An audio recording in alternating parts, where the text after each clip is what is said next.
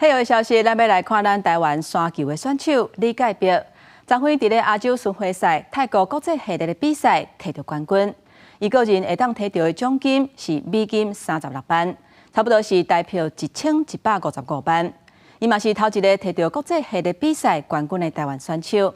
也那伫咧日本举行的美国巡回锦标赛，奖金的总价是850万的美金。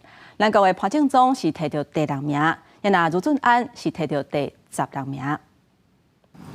29岁台湾国球选手李界碧，用前3回合比标准杆少14杆的196杆，而且是5个人并列第2的成绩，进入最后一回合。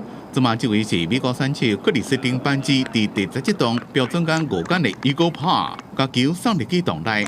李界碧的对手也有韩国的加拿大一名选手李泰芬，第16洞标准杆3杆，这个开球和现场的观众拍波啊画好，正精准的送去你果岭向洞口过去，一洞拍出 birdie。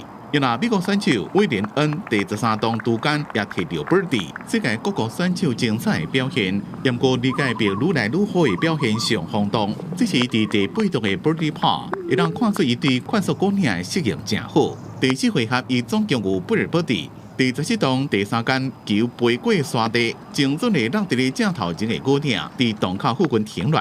这洞如果是一面正水的 birdie， 到上尾第18洞，一个拄杆成功摕到 birdie， 总成绩伊比标准杆少21杆的259杆排第1名。这么就看威廉恩伊第18洞的表现，这个时阵李界碧伫咧比球的表情，互镜头看到。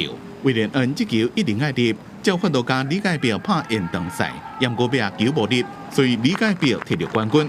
比赛后，伊讲伊家己自去年球季结束了，就小可改变伊拍球的方式，而且表现愈来愈好。伫过去伊伫咧亚巡赛，捌摕过2遍亚军，5遍拍入去前5名，甚至伫2015年亚巡菜鸟季差一点就摕冠军，但是尾也拢无摕过冠军，这嘛总算摕到。伊讲这礼拜真正互人欢喜。